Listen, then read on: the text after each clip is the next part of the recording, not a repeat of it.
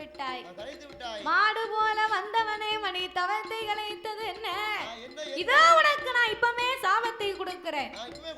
அரக்கா சச்சு பொறப்பா, நீ 12 வருடமா தவம் இருந்தவன். நீ சாபம் கொடுத்தா அது எனக்கு பலிக்குண்டா? நான் உண்மையை சொல்லுகிறேன் கேளு. நான் தான் வானலோகத்தேவன், இறைவனுக்கு ஏவல் பிள்ளை. என் பெயரு தாண்டா நந்தி தேவன். நீர் தான் நந்தியா?